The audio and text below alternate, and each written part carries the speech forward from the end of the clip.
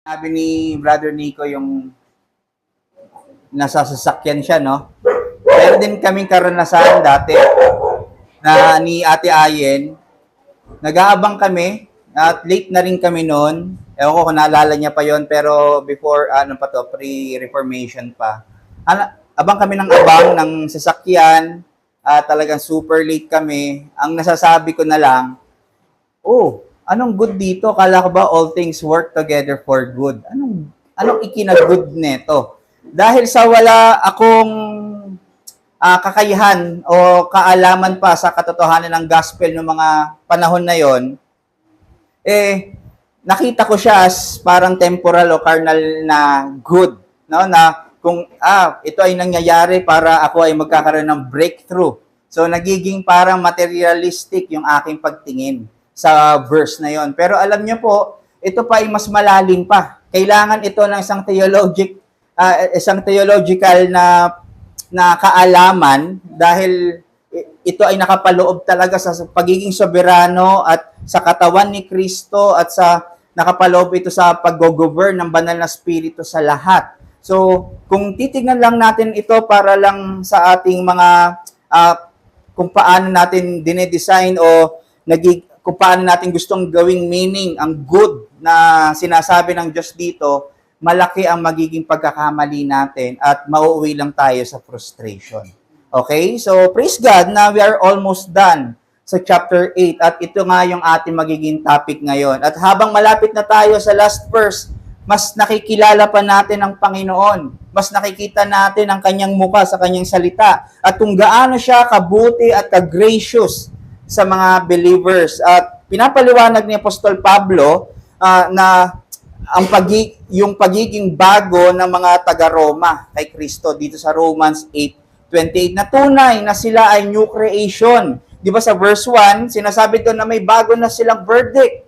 Dati condemned sila dahil sa kasalanan, ngayon they are now no condemnation. Dati nakaset sila sa pag-iisip sa mga bagay na kontra sa kalooban ng Diyos. Ngayon nakaset na to please God ang kanilang mga isip. Dati nabubuhay sila para magkasala, ngayon nabubuhay na sila para kitilin na yung pagkakasala nila. Dahil dati sila ay nasa pamilya ng kaaway ng Diyos, ngayon ginawa na silang mga anak ng Diyos at meron na silang matatawag na Abba Father. No? Dati they groan sa bitterness at kawalan ng pag-asa, ngayon they groan for the future to be revealed sa kanila. May bago na silang pag-asa ngayon at ang kanilang pamumuhay ay meron ng purpose. Dati futile, wala nang saysay, wala nang kabuluhan. Ngayon meron ng purpose ang Panginoon sa kanilang mga buhay. So nakita po ba natin kung ano na ang buhay ng isang Kristiyano na the moment he placed his faith in Christ, bago na ang lahat. Dahil binigyan sila ng Diyos ng bagong puso, bagong espiritu na may kakayahan ng mag-glorify ang Panginoon sa lahat ng bagay. Hindi na to glorify ang ating mga sarili. At kung ikaw ay Kristiyano, ang mga makakarinig nito ay nagpo-profess na mananampalataya sila at bahagi sa katawan ni Kristo, sinasabi rin sa atin ngayon ng Diyos na may bago na tayong verdict, may bago na tayong buhay, may bago na tayong pamilya, at may bago na tayong pag-asa. Ito na ang purpose natin ngayon. In short, dati wala tayong purpose. Vanity ang lahat.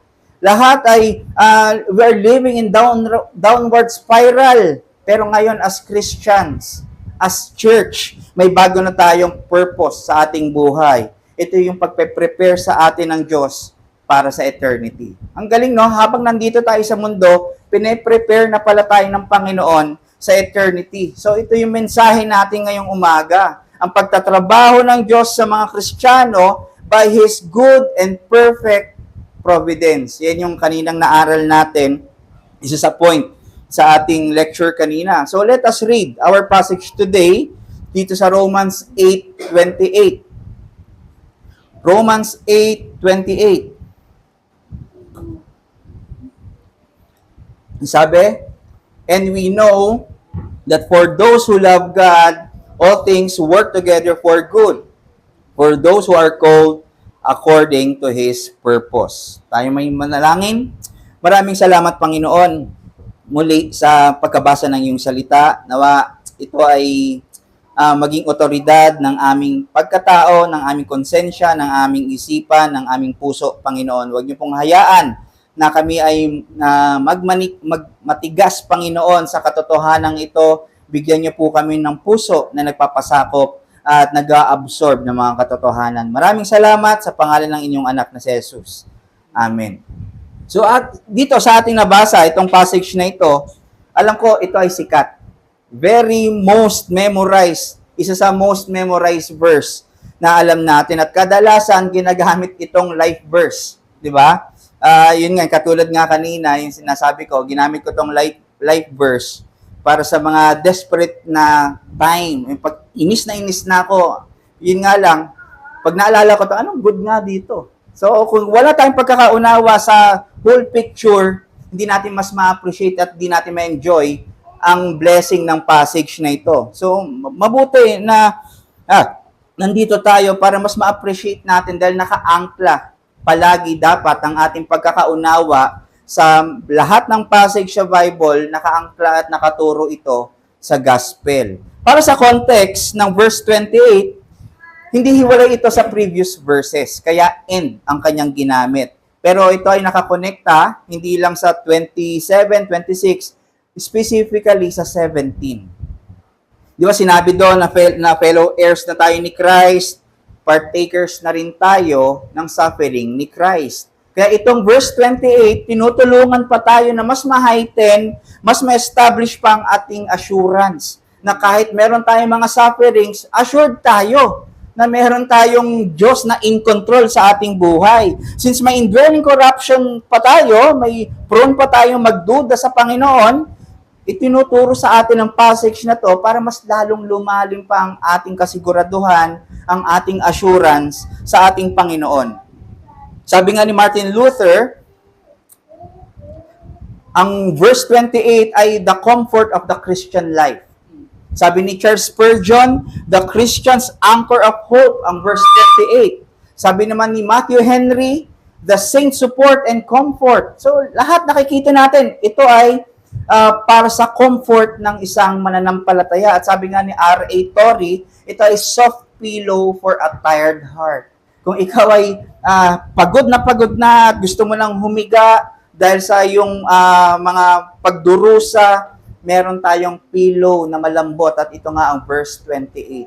Sabi pa nga ng ibang mga scholars, itong verse 28 daw ay God's good promises put a rainbow of hope in every cloud. So paano to? We can say na sa dami ng takbuhin natin sa ating buhay, kaliwat kanan ng problema, di nawawala ang pagkahulog natin sa kasalanan, pero habang tayo ay nadadapa sa mga sufferings na ito, natatanaw natin ang rainbow na nagpapaalala ng promises ng Panginoon na meron tayong patutunguhan, na lahat ng ating mga nangyayari sa atin, kung tayo ay nadadapa, ito pa rin ay sa kabutihan natin.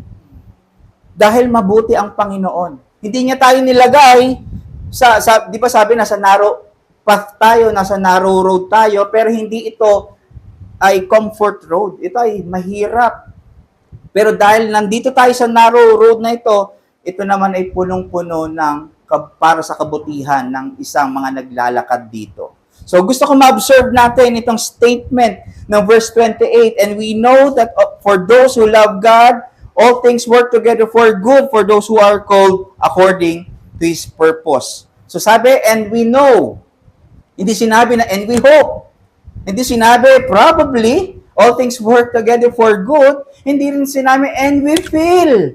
Bakit? Kasi gustong sabihin ng passage sa atin na ito ay isang basic na kailangan mong malaman. And we know. Tinuturuan tayo na maging objective ang focus natin. Hindi tayo dapat magpadaya sa nararamdaman natin na, ay, naku, parang di ako ligtas ngayon. Nakagawa ako ng suffering, malayo sa akin ng Panginoon. Ang sama-sama ko na, inabandon na ako. What if and we feel, kung ginagamit ng Panginoon ang iyong pakiramdam, siguro wala na nagpatuloy sa ating Panginoon. Baka nagpa-fluctuate ang church ngayon. Pero ang sinasabi ng passage natin, and we know. Kailangan natin ipasok sa ating mga isipan na certain tayo. Sa Diyos may kasiguraduhan tayo. Hindi tayo mapapahamak. Na kahit anong nangyayari, ang ending natin ay may future glory at iyon ay nakaprepare na sa atin. Magiging maguluman ang mga nasa mata natin ngayon, ang sitwasyon natin, we know there is God na in control sa lahat ng bagay. Hindi dahil sa nagmamanifest tayo o nagpa-positive thinking tayo na idea ng mundo, we reject that idea. Kaya tayo ay certain dahil sa banal na spirito na nasa sa atin ngayon. Connected pa rin ito sa previous verses, mga kapatid, na helper siya na nagre-remind sa atin ng mga truth at promises ng Panginoon na kahit nasa madidilim tayong oras ng buhay natin, ine-exalt pa rin ng banal na spirito si Kristo sa ating mga buhay. Di ba ito yung paulit-ulit na sinasabi sa John 14 na hindi tayo i-forsake o i-abandon as orphans. Pinapaalala sa atin ng banal na spirito through His Word na we are in Him. May communion na tayo. We have now fellowship with God. We are in union with the triune God, mga kapatid. So in short, kaya sinasabi sa passage natin na we know, hindi lang para ma-remind tayo, pero para ma-mortify ang pagiging skeptic natin sa Panginoon. Dahil prone tayo sa disbelief. Lagi tayo nagkakaroon ng duda. Pero alam niyo po, totoo po yan po ay normal na nangyayari. Kaya nga sabi ni Thomas Watson, men first question the truth and then fall from the truth. Di ba nangyari to sa garden? Concrete naman kila Adan at Eva ang pagkakakilala nila sa Diyos. Naniniwala sila sa salita ng Panginoon. Talagang sila ay sumusunod sa salita ng Panginoon. Pero nung dumating ang serpent, tinempt sila. Anong tanong ng serpent?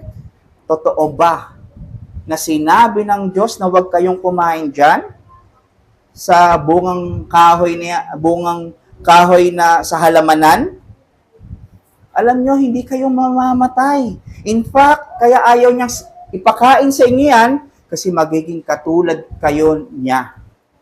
Isipin nyo, nag-spit ang serpent ng duda, ng malis sa kaisipan ni Adan at ni Eva. Nag-doubt ba sila Adan at Eva sa truth na sa salita ng Panginoon, sa utos ng Panginoon? Yes. Kaya nga nila kinain. Yung isang evidence yun na mas pinaniwalaan nila, nagtiwala sila sa salita ng serpent kaysa sa salita ng ating Panginoon. So, nangyari, doom. Sila ay namatay spiritually at eventually physically. Nasira ang creation. Lahat ay subjected to futility at sa vanity. Di ba ganito tayo, mga kapatid? Alam na natin ang salita, ang katotohanan, pero still, we question the truth. Ito po talagang kalooban sa akin ng Lord. Talaga bang dapat nasa church ako? Dapat ba uma-attend ako? Save naman ako, pero okay lang naman na gawin ko to. Maliit lang naman ng kasalanan to eh. O kaya, maintindihan naman ng Panginoon. Kung hindi ako sumunod kasi, alam ko, masaya ako dito eh. Magiging masaya rin siya para sa akin. Kapatid, wag natin questionin ang katotohanan. May nakausap nga ako, Christian siya, at napapatanong siya sa sarili niya. At sinabi niya, tinanong niya sa akin, sabi niya, totoo kaya talaga ang Bible? Salita ba talaga ng Diyos? What if inimbento lang ng tao yun? Isipin mo, Christian siya, actually pastor siya. Very alarming yun, mga kapatid. Kasi hindi pwedeng gamitin yon na foothold ni Satan. Na pag nasanay tayong questionin ng Bible, ang kredibilidad ng Bible, madali na lang tayong ma-convince na mag-disagree sa katotohanan. Madali na lang tayong mag-disobey sa katotohanan. Kaya kapatid, do not put Christ to the test. Nakasulat ang salita niya para sundin natin at tayo ay mabago. Kaya napakahalaga ang basic thought. And we know, inilalagay sa atin ito. at huwag nating tatanggalin. Hinuhugasan niya ang mga maruruming isipan natin, tinatransform at nire-renew niya ang ating mga isipan. Dahil pag we have renewed minds, mas nakakaisip tayo ng sound. Mas nakaka-response at nakakapag-serve tayo ng God-glorifying. Mas nakakapagpasalamat tayo ng taos-puso sa ating Ama. At mas nagiging maliwanag ang pag-asa dahil sa mga pangako ng ating Panginoon. Kaya, and we know. Ano sumunod? And we know that for those who love God, makikita natin dito yung exclusivity na agad. Na ito ay para dun lang sa mga taong iniibig ang Diyos. Ang ganda ng ginagawa ni Pablo dito dahil nagiging specific siya kung sino talaga yung recipient ng assurance na ito. Mas pinapakita ni Pablo yung pagkakakilanlan ng mga belong kay Kristo. Madali lang kasi nating sabihin o i-claim na I believe in Christ. Therefore, I belong to Christ. We can easily say na I am killing sin. Therefore, I belong to Christ.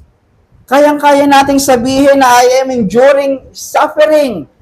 Therefore, I am in Christ.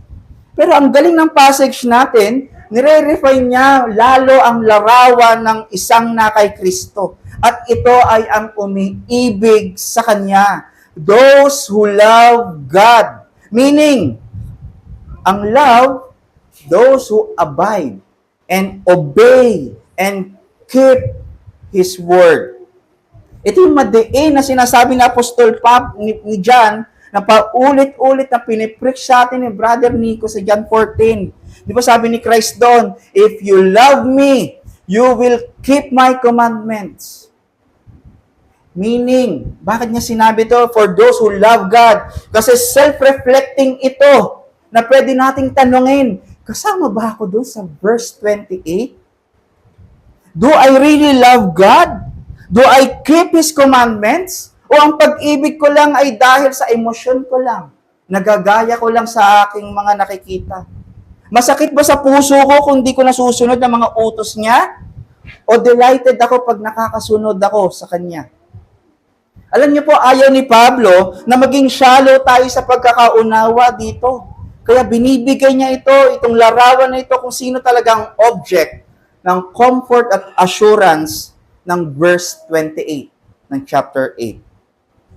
At itong mga tunay na umiibig sa Diyos, na nagkikip sa commandments ni Kristo, ay sila rin yung mga tinawag ng Diyos para sa Kanyang purpose. Sa verse 28, and we know that for those who love God, all things work together for good, for those who are called according to His purpose. Hindi magkaibang tao itong grupo na ito. According sa scriptures, maliwanag na naturally, we hate God. Walang parang, gusto ko ang Diyos. Walang ganon. Di natin pipiliin na mahalin ang Panginoon. Dahil sa ating depravity, sabi sa chapter 1, imbis na siya ay pasalamatan, i-honor, pinili nating isuppress na walang Diyos. Pinili nating hindi kilalanin na, ay, walang Diyos. Wala akong Panginoon na dapat sundin. Kaya ano makikita natin dito? Unless God will change our hearts, baguhin ang disposition nito, hindi tayo iibig sa Panginoon. Kailangan siya ang mag-enable sa mga puso natin para tayo ay maniwala at magsisi. Kaya pala, pag sinabing cold, nakapaloob na doon ang sovereignty ng Diyos. Implied na dito ang effectual calling at regeneration. Hindi ito yung external calling na ito, yung sa gospel. Ito ay internal. Ito ay effectual calling ng Ama sa lahat ng mga inelect niya. Very hard pill, very theological. Pero this reminds us na grasya lang ang lahat. Hindi ikaw ang nag-initiate. Ang Diyos ang nag-initiate, ang umabot sa atin, kaya tayo nagmamahal sa Panginoon. It is not that we love God, kaya tayo ay umiibig sa Kanya, but it is God who loves us first, kaya tayo umiibig sa Kanya. And enable tayo na lumapit at umibig sa Kanya. So we can understand ang cause ay we are called. Dahil tayo ay tinawag, ang effect, we love God. Hindi other way around. So, we now have a purpose. Dati, futile tayo, walang kabuluhan ng Panginoon. Ngayon, may saysay na, may purpose na, at ito ay to love God. Bakit ang purpose natin ay to love God? Di ba to fetch or to feed my pets, to feed my cats, to love my mother, to love my father. But kaya ang purpose natin ay to love God. Dahil when we love God, we become like Him. We conform to the image of His Son. Again, ang love ay hindi lang emosyon, mga kapatid, pero ito ay may obedience. So if we love God, we believe in Him, and we obey in Him. Inseparable ang dalawang ito pag sinasabi natin pag-ibig ng Panginoon. Kaya kung we profess na we love God, teka lang, sumusunod ba ako sa Kanya? Naniniwala ba ako sa Kanya? Kaya ang tunay na pag-ibig ng Diyos ay sumusunod sa Panginoon. So ito ang purpose sa atin ng Panginoon. Tinawag tayo ng Diyos para ibigin natin siya dahil ang pag-ibig na iyon ay magdadala sa atin sa kabanalan at sa pagiging kawangis niya. Kaya ang purpose is to love God. Kaya pag nagtatanong, anong purpose natin? Teka, check ko lang ha. To love God. Chief end of God, of man, to enjoy Him and to glorify Him forever. Hindi mo magagawa yan kung hindi mo siya iniibig. Kaya ba natin nga lang to? Kasi ang dami nating mga indwelling sins pa at corruption na natitira sa ating puso. Yes, dito pumapasok yung mid part ng passage natin. And we know that for those who love God, all things work together for good. Para ma-fulfill ang purpose ng Diyos sa atin na maging kawangis ni Kristo, tinatrabaho niya sa atin ito gamit ang lahat ng bagay para mangyari ang disenyo niya sa ating mga anak niya. And God work all things for good. Ang tawag natin dito ay providence.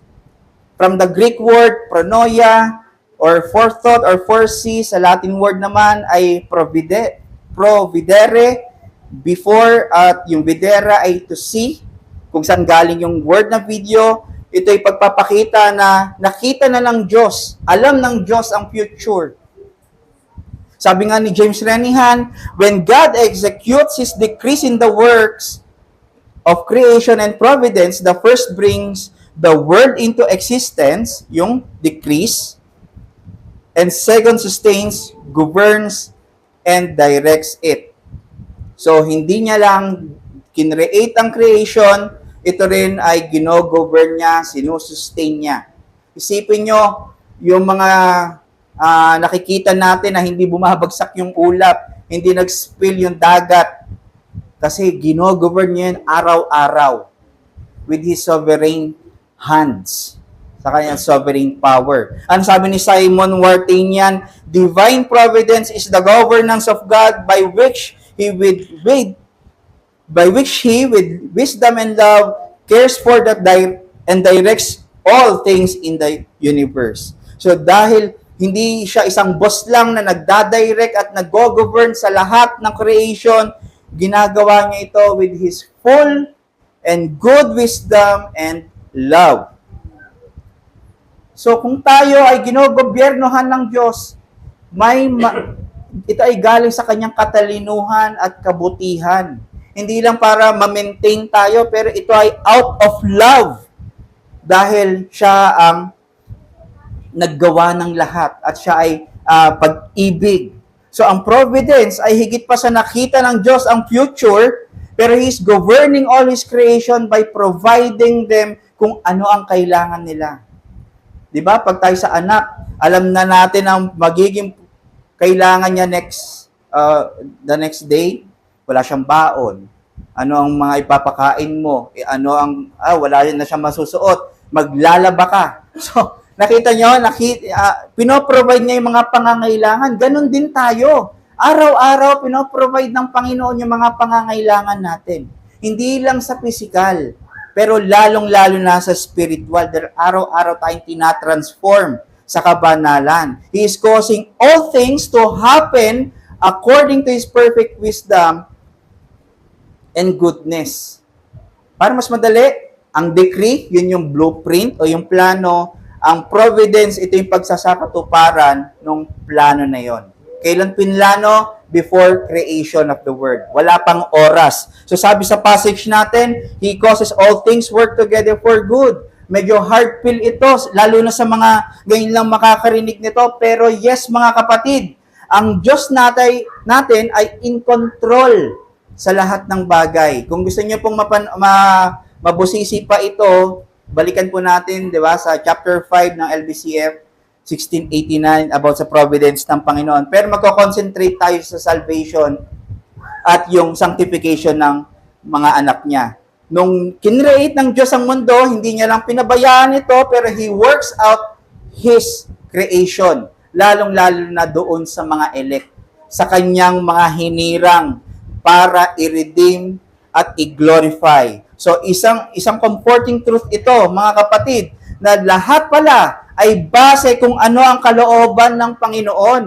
Hindi ito isang chance, hindi aksidente nangyari, pero ito ay inalaw niyang mangyari dahil ito ang kalooban ng Panginoon. Sinasabi sa atin ngayon na in control siya sa lahat ng bagay, pinapaalam niya na lahat ng nangyayari ay walang lingid sa kanyang kaalaman.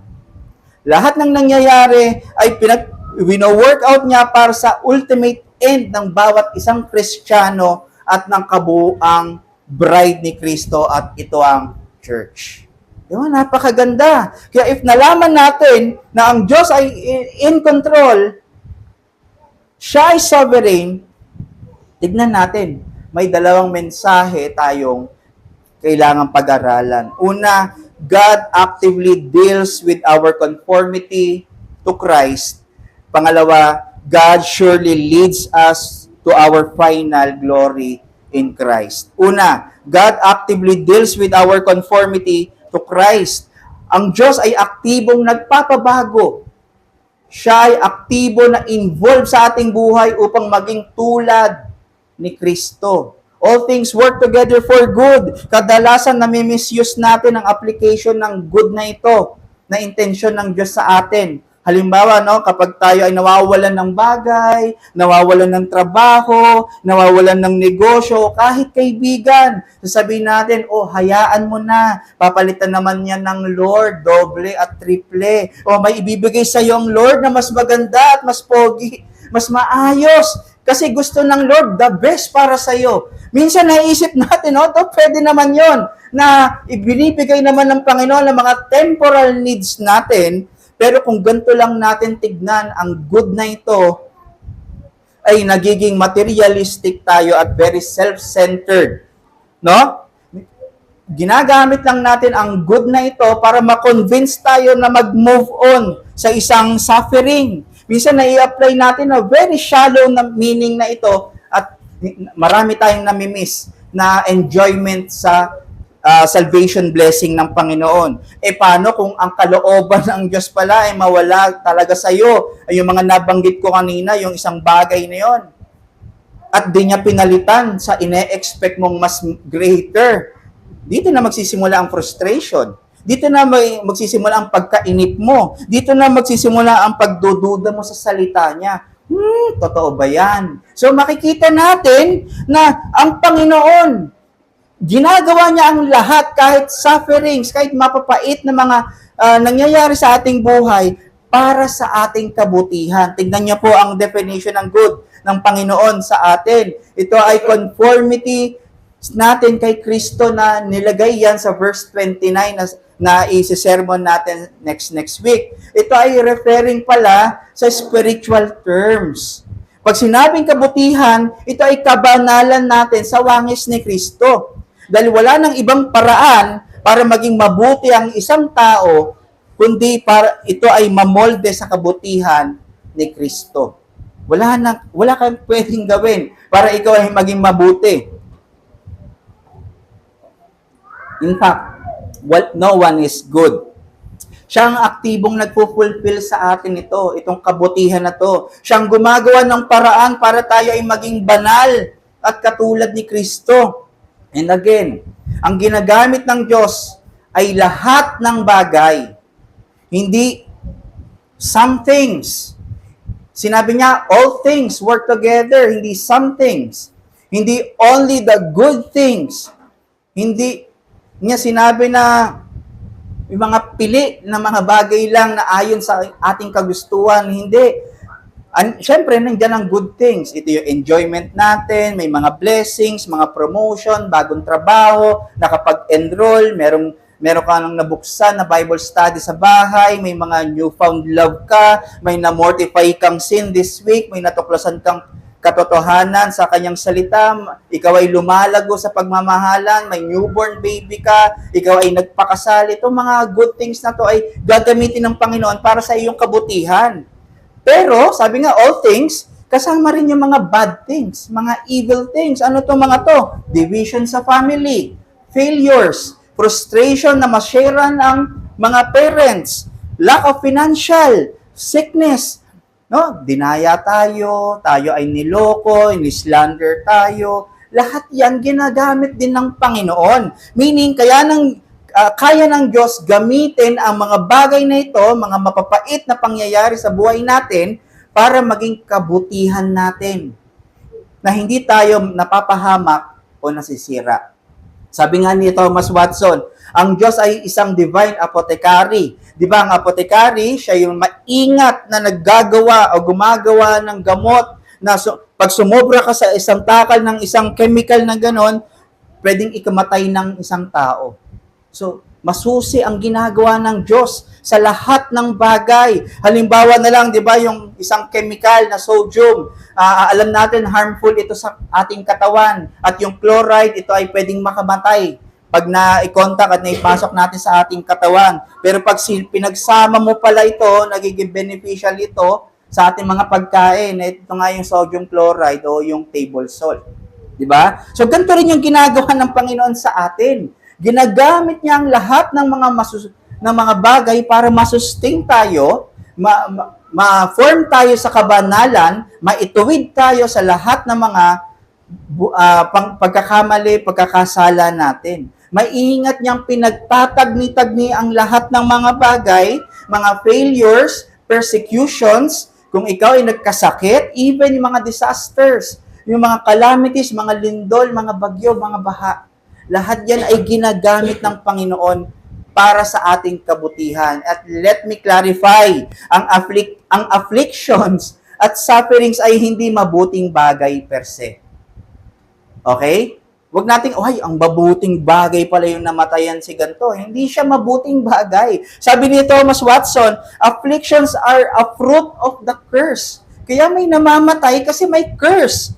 But though they are naturally evil, yet the wise overruling hand of God, disposing and sanctifying them, they are morally good. Paano to? Sa lahat ng mga bagay, pwedeng makasama talaga sa atin yon, pero kung yon ay ginamit ng Panginoon para sa ating kabutihan, yun ay magiging beneficial sa ating buhay. And only God can bring out good from evil. Sabi nga ni Augustine, God is so powerful that He can bring good out of evil. And even from the devil's own wickedness, kahit si Satanas, he can produce something for the benefit, hindi ni Satanas, benefit ng kanyang mga elect. Ginagamit niya si Satanas para sa benefit ng kanyang elect. Example, si Job. Nawala ang kabuhayan niya, di ba? Kinausap ni Satanas ang Diyos na baka pwede kong i-test ito, i-tempt ito. So, inalaw ng Diyos si Satanas. Ang nangyari kay Job, nawalan siya ng kabuhayan, namatayan siya ng mga anak, at inalaw lang ng Panginoon na i-test at i-tempt siya ni Satanas. Pero, ang maganda dito ay nagkaroon lalo naman ng pagkakatibay at pagtitiwala si Job sa kabutihan ng Panginoon. Gusto ko i-note na ang Diyos, wag nating i-blame pag meron tayong mga bagay na mapapait na pangyayari. Kasi sabi sa James, 'di ba, 1, na hindi dapat natin i-blame ang Diyos. Kaya tayo nagkakasala dahil sa ating mga sinful hearts. Pero ginagamit niya yung pagkakasala natin para sa ating kabutihan. Medyo parang paano yun? Di ba? Imagine niyo na lang na ano ko sa electric fan, itong daliri ko. Di syempre, ang sakit. Uulitin ko pa ba yon? Hindi na. So, minsan, kadalasan, inaalaw ng Panginoon na ma-experience natin yung mga sin na yon para pag nakita natin yung consequence, nakita natin yung product or result nito sa ating buhay, ay, ayoko nang gawin. Ganon ang Panginoon. Ginagawa niya kahit yung mga yon para sa ating ikalalago. At wag nating i-limit na sa spiritual needs lang to, kasama sa physical needs. Kasi kaya ng Diyos na i-prosper si Job. 'Di ba? Ang bumalik sa kanya bumalik kay Job ng doble yung kanya mga ari-arian. So, pero ang gusto natin makita rito, yung good na ito ay ultimately sa spiritual sense. So, by default, pertaining tayo dapat sa ating kabanalan, pag pinag-uusapan ay kabutihan ng isang tao. Kabutihan, kabanalan, natin per se, hindi sa conformity natin kay Kristo. So, ang punto, God intentionally allows us to experience affliction to shape us for His purpose. God uses suffering to build Christian character in us para ma-mortify ang fleshly desire at worldly comfort natin. 'Di ba? Pinaparanas niya. Minsan dumadanas tayo na mawalan ng pinagkakakitaan para ma-prevent tayo na hindi tayo mag-cling sa materialistic lifestyle at complacency. Dahil pag naging materialistic tayo, maglilid tayo sa covetousness at kung tayo ay nagko-covet na, hindi na natin priority ang growth natin spiritually. Minsan dumaranas tayo sa pagkakasakit, pero yun ay para lang maranasan natin at ma-appreciate natin na ang ating kumpiyansa ay sa Panginoon lamang. At pwedeng magamit tayo na sa mga nakapaligid sa atin, malid sila sa pananampalataya kay Kristo. Pwedeng dumanas tayo ng mga heartbreaks para ma-prevent natin ang pagiging half-hearted sa pag-ibig natin sa Panginoon. Ang ganda nga na sinabi ni John Calvin sa Institutes, na inaalaw ng Panginoon yung mga misconducts ng spouse, ng mga asawa, ng mga anak, ng family, para hindi tayo maging complacent at maging advantage natin to na, ang buti ng pamilya ko. Ikaw, wala ka kasing pamilyang mabuti, kaya ka ganyan. Minsan, nagiging prideful tayo, pero ginagamit ng Lord na yung mga misconduct na yon para hindi tayo magmataas at mahumble tayo palagi sa Panginoon. Pwedeng dumaranas din tayo ng mawalay sa mga fellowship or sa church para mas ma-appreciate natin yung value ng church at ng fellowship. Sabi nga sa 1 Corinthians 5:5, na may pinapadiscipline si Paul at actually pinapatiwalag niya sa church. Sabi ni Paul, i-hand over mo siya. Itong member niya na ito kay Satan for the destruction of the flesh so that his soul may be saved. So ano sinasabi dito? Hinayaan ng Lord na maranasan muli ng certain member na yon ang paghahari ni Satanas sa kanyang buhay. Para pag naranasan niya ulit yon na mabuhay ng walang means of grace, siya ay maglolong muli sa grasya at paghahari ni Kristo, maglolong ulit siya sa church, sa means of grace, at magdadrive sa kanya sa repentance sa ating Panginoon. So gaya na lang ng naging puso ng prodigal son. Nung nalaman niya, ay ganito pala, kapait, pag wala ako sa piling ng aking ama, pag wala kami sa bahay, na-realize ko na mas mainam pa ang kalagayan kong nandoon kesa ngayong malaya ako at walang nagsusupervise sa akin. So inaalaw ng Panginoon na mag-commit tayo ng sin para mas spare tayo sa malaking sin.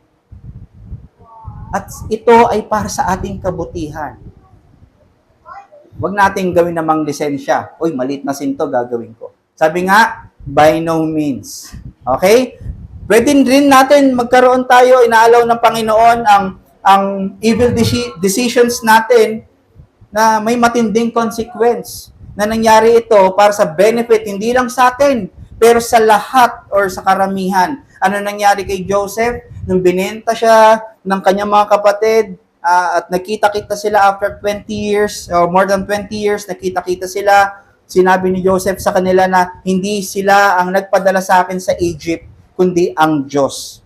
Dahil ang purpose pala ng pagkakabenta sa kanya ng kanyang mga kapatid ay para ma-preserve ang kanyang pamilya, ang buong Israel sa parating na 7-year famine at starvation. So ginagamit ng Panginoon ang suffering, ang mga evil decisions ng kanyang mga kapatid para sa greater purpose. Kaya ang ganda na sinabi ng pag-explain ni Moses dito. Sabi niya, as for you, sabi ni Joseph, as for you, you meant evil against me, but God meant it for good to bring it about that many people should be kept alive as they are today. Ganto kumilos ang Panginoon para sa kabutihan ng kanyang mga anak. Our holiness matters to God. Para tayong mga clay sa kanyang mga kamay. Para tayong mga clay na sa isang magaling na potter na andyan yung hahampasin, andyan yung pagpiga, andyan yung pag-scrape.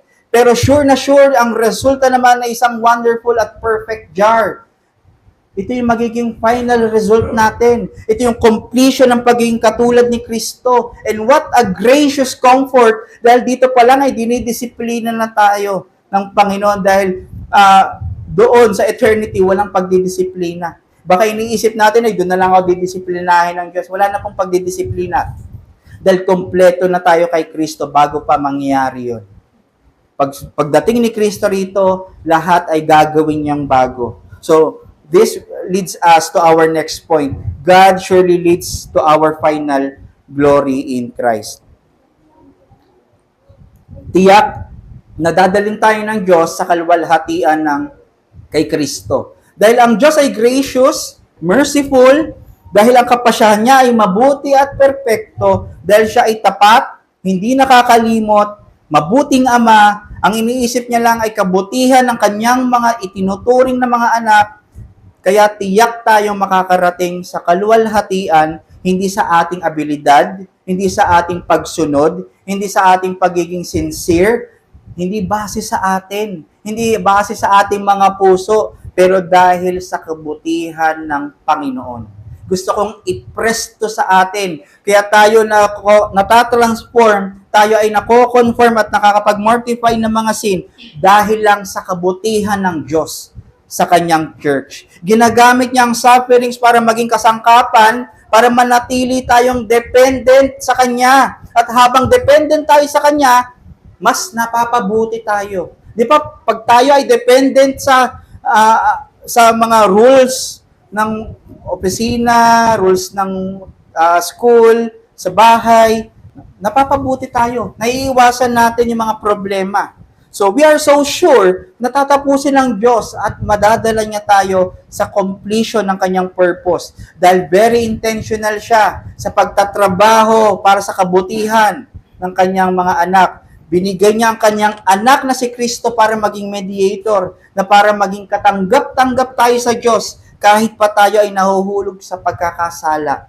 Binigay niya ang banal na spirito para mag-transform sa atin increasingly sa glory ni Kristo. Nagbigay pa siya ng mga means of grace. Binuhos pa niya ang pag-ibig niya sa atin. Ang faith natin ay galing sa Kanya, kaya never ito magpe-fail. Ang mighty power ng Diyos ay naka-engage sa atin. Hawak tayo ng Kanyang mga kamay. Ang Kanyang wisdom ay available para sa atin at may full access tayo sa Kanya. Binigay niya ang Kanyang salita para maging ilaw ng mga daraanan natin. At sa awa niya, laging bago kada umaga. Kailangan natin ng bago niyang awa kada umaga at marami pa siyang ibinigay. Kaya no doubt mga kapatid, confidently we can say na we will arrive ng safe and secured sa final glory natin. Ang punto, God's focus is on our eternity. Hindi dito. Hindi niya iniisip, tenant ka lang dito. Ikaw ay, ang inyong permanent na address ay sa heaven, sa eternity. Hindi siya nawawala sa plano. Wala siyang contingency plan. Hindi siya nasusurprise sa mga bagay-bagay na, uy, ba't kaya niya ginawa yun? Ganito ang gagawin ko sa kanya. Wala na siyang ganun. Tinatrabaho niya ng patuloy ang paglapat sa mga nakaplano nung before time para mangyari sa history at hanggang sa hinaharap. At ultimately, naging evident ito kay Kristo. Nag-suffer si Christ para sa kaligtasan ng makasalanan. Naiplano ba to? Yes, before time. Though pangit sa mata ng mundo ang nangyari sa kanya dahil sa crucifixion, ito naman ay good para sa mga elect. Nagkaroon ng salvation para sa eternity. Pumasok si Kristo sa creation, kinawawa, nag-suffer, pero hindi itinigil ng Ama ang kanyang plano. Hindi niya inawat, huwag niyong patayin ang aking anak. Bagkos, itinuloy pa rin niya ang kanilang plano. Hindi siya nagsisi, hindi nagbago ang isip niya na kahit yung kanyang bugtong na anak, nag-iisang tunay na anak, ay pahirapan. At itong mga mismong nagpapahirap sa kanyang anak, magdadal sa kamatayan kay Kristo, ito rin mismo ay mga object ng kanyang mga ililigtas. Itong mga mismong mga pangalan na ito ay mga nasa isip niya habang siya ay nasa krus. Habang ang kanilang mga ang kanilang bilang ng Panginoon, ang kanilang mga puso, ang kanilang mga buhok. Pero ang kanilang mga mukha, alam ng Diyos at nakatato sa kanyang mga katawan, sa mga latay na kanyang mga nakuha. Ang object ng kanyang pagparito ay nakafocus para sa kalwalhatian at kalooban ng Diyos na maligtas ang church. Ang bride, ang pinili ng Ama na maging bride ni Kristo. Sino yon? Tayong iglesia. Tayong mga mananampalataya. Sabi sa Acts 2:22-24, Men of Israel, hear these words. Jesus of Nazareth, a man attested to you by God with mighty works and wonders and signs that God through him in your midst, as you yourselves know, this Jesus delivered up according to the definite plan and foreknowledge of God, you crucified and killed by the hands of lawless men. God raised him up, losing the pangs of death. Ni-raise dahil wala nang kapangyarihan ng kamatayan sa kanya because it was not possible for him to be held by it. Wala nang pwedeng humawak sa kanyang kamatayan dahil napagtagumpayan niya. So maliwanag ang sermon ni Peter dito na ang nangyari kay Kristo ay planado ng Diyos. Kailangan mangyari yun kay Kristo dahil walang ibang plano, kundi yun lang. Walang ibang silang inisip na gagawin, kundi yun lang. Nakita natin tatlong definite plan ng Diyos dito. Jesus crucifixion. Pinako at namatay si Kristo para maging pantubos sa mga kasalanan. Jesus resurrection. Kailangan mangyari ito para mapagtagumpayan ang death at ma-display ang kapangyarihan ng Diyos sa buong creation. At letter C, disciples, witness, and confession sa pangyayaring ito. Nakaplano rin na i-preach si Kristo sa mga panahon na yon. Nakaplano na i-preach ang gospel sa Hudyo at sa mga Hentil. Yung kanilang pagsesermon, hindi lang para sila ay gumugunita na may namatay na isang mabait na tao. Pero ito mismo yung mensahe ng Diyos sa buong mundo, sa lahat ng tao, na si Kristo ay namatay para magligtas, na si Kristo ay namatay para magkaroon ng buhay at pag-asa ang isang makasalanan, na si Kristo ay namatay at muling nabuhay at ngayon ay nasa kanang trono ng Ama para lahat ay naniniwala ay sasapitin din ang lahat ng nangyari kay Kristo.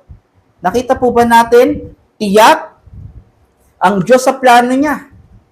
Hindi siya nanghuhula. Alam niyang iyon ang dapat mangyari kay Kristo para sa kabutihan ng elect ng ng buong creation. Ganon din sa atin. Hindi siya nanghuhula sa atin. Hands-on siya sa pagpapabanal at pagpapadala ng mga bagay para sa ating kaluwalhatian. Pine-prepare niya tayo. Namatay si Christ, yes, mamamatay tayo. No one will escape death. Pero nung resurrect si Christ, definitely, mangyayari din sa akin yan. At mag-a-ascend ba tayo? Yes, ikokot up tayo sa air. Kung ano yung nangyari kay Christ, yun mismo yung model. Less lang yung divinity, syempre. Hindi natin yun pwedeng kunin. Kaya what a wonderful privilege and assurance ng Panginoon na sinasabi niya sa atin na siya ay may control dahil siya ang may lalang na lahat at siya ay mabuti. Kaya ang lahat ng kanyang pag-govern ay para sa kabutihan lang. Kung paano ka-intentional ang magulang sa anak ng pagpo-provide ng kanilang mga kailangan, mas higit pa ang Diyos. Kung ikaw ay naiinis sa may nagmali sa'yo, sumama sa'yo, mas naiinis ang Diyos para doon. Dahil sa sin na yon. Kung ikaw ay nalulumo sa mga sufferings na ito, nalulumo din siya. Sabi ng banal na spirito, alam niya, naiintindihan niya ang ating mga nasa isipan. Nauunawaan niya tayo. Kaya nga na siya ay nagkakaroon ng intercession. Nananalangin siya kasi may prone tayo na manalangin out of emotion. Pero siya, dun pa lang palagi siya objective sa truth at kaalaman niya doon sa will ng Panginoon. Ganito tayo i-govern ng Panginoon. So ang challenge, make God's good providence be our chief thought every moment of our lives. Dapat ang focus natin ay sa lahat ng pagkakataon ng ating buhay na binabago pala tayo, ginagamit ng Panginoon ng lahat para maging kawangis ng Panginoon. Kung yun ay, kunyari, nasa sufferings tayo at ang chief thought natin ay sovereign ng Panginoon dahil tayo ay wino-workout niya ang gospel sa ating buhay, maliles ang ating anxiety. Yung attitude natin, yung pagdidesisyon natin, emotions, actions, dapat nakaayon sa plano ng Panginoon for good. So pag tayo nag-act ba para bayan sa kabutihan mo, mapipigilan mo na. Magkakaroon ka na ng self-control. Nakafocus na kasi tayo sa love and care sa atin ng Panginoon na provide niya pala yon para sa ating kabutihan. Ang problema, kadalasan hindi chief thought natin ang plano ng Panginoon, pero without na intentional ang Diyos sa kanyang para sa ating kabutihan.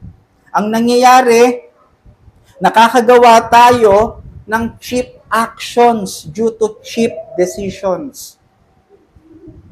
Dahil wala tayong chief thought ng gospel sa ating isipan, ang resulta, cheap decisions and cheap actions. Cheap life. Cheap life pala. Dahil nagpapadala tayo sa pangit at pait ng sitwasyon. Ang response natin na hindi na naka-align sa prinsipyo ng Diyos. And we sin. Dahil doon, at ang decision natin, ayaw na nating immortify ang mga kasalanan na to. Diba? Cheap actions yun. Dahil ang real deal ay nasa Diyos. Wisdom ng Panginoon sa kanyang katotohanan, sa kanyang salita. Kaya kung ikaw ay nakakagawa ng mga desisyon na wala sa Panginoon, hindi lang yan foolishness, pero cheap yan sa kanyang mata. Of course, di natin maiiwasan ang magkaroon ng cheap decisions. Pero kaya natin itong maipag-pray at humingi ng tulong sa ating Panginoon para hindi tayo makagawa ng mga ganito. Marami akong cheap decisions at cheap action sa aking buhay. Pero tignan nyo, sa awa ng Panginoon, magkakasama tayo ngayon. Kasama ko kayo. Kung ang chief decision ko ay umalis sa church, hindi ko sana kayo kasama. Wala sanang nagpapalakas sa akin. Wala sanang kapatid. Wala sanang katawan. Wala sanang ikinasal sa akin na nagpapaalala at nag-encourage sa akin na nililid ako kay Kristo. Kasi kung ako lang, magwa-wonder ako na parang walang pastol na isang lamb or isang sheep. Kaya kung tayo rin ito, magsisi tayo sa Panginoon na willfully nakakagawa tayo ng mga unpleasing sa Kanyang mga mata, nakakagrieve tayo ng Holy Spirit dahil sa ating selfishness.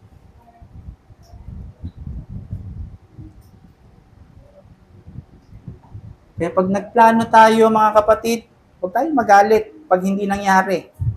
Kasi yes, we can plan, pero at the end of the day, ang plano pa rin ng Diyos ang mananaig. At kung yun ang nanaig, hindi nangyari yung plano mo, ang iniisip mo, ina-expect mo, yun ang decree ng Lord. Okay?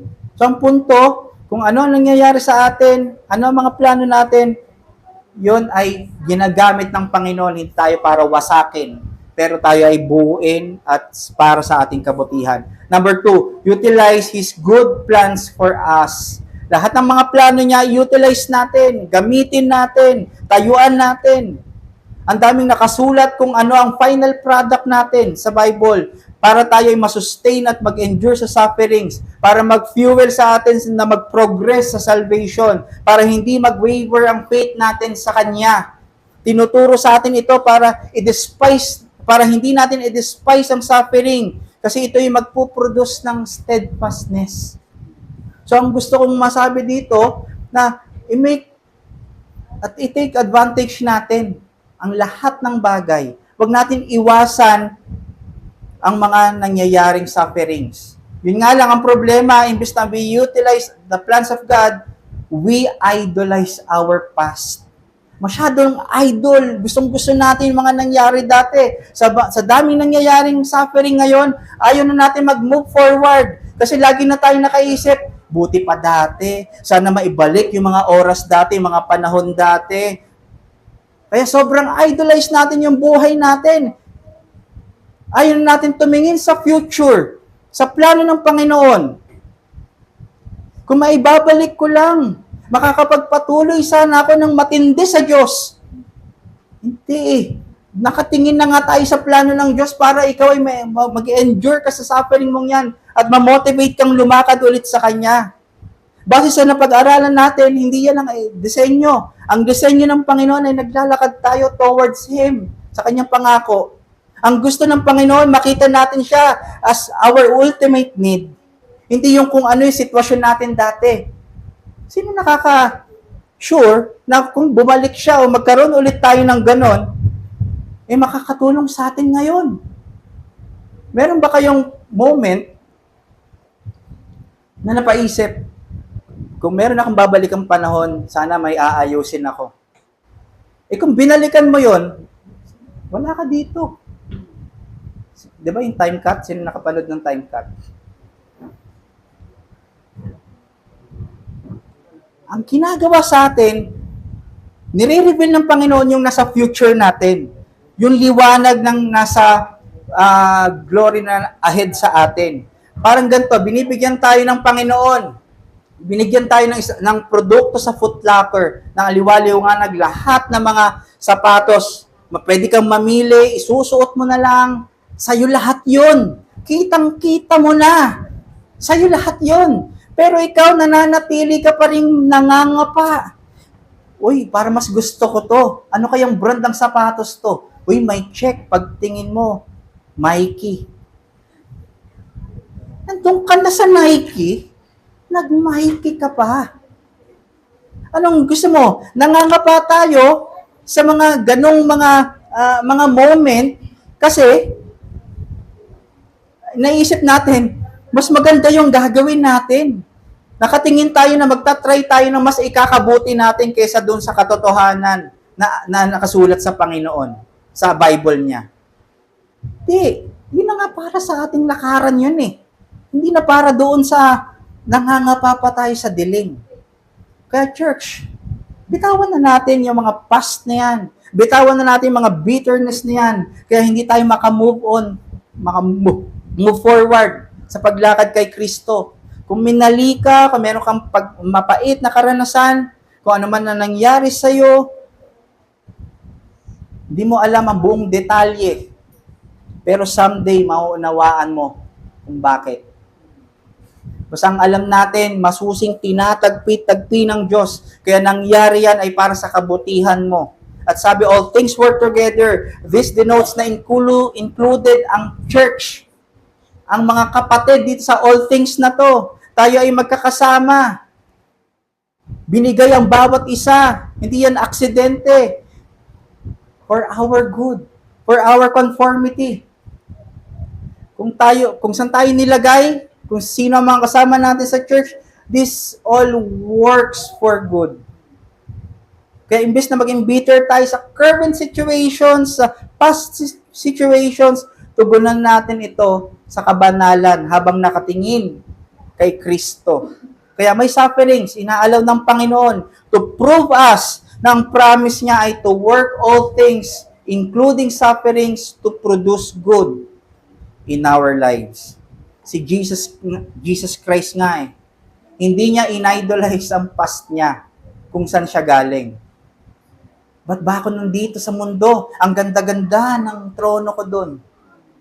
Ang focus niya ay yung gagawin niyang substitutionary atonement at ang future exaltation niya. He humbled himself. Binaba niya ang sarili niya para sa church. Binigay niya ang buhay niya para sa atin. Andito tayo ngayon dahil na-enjoy natin ang kanyang ginawa sa krus.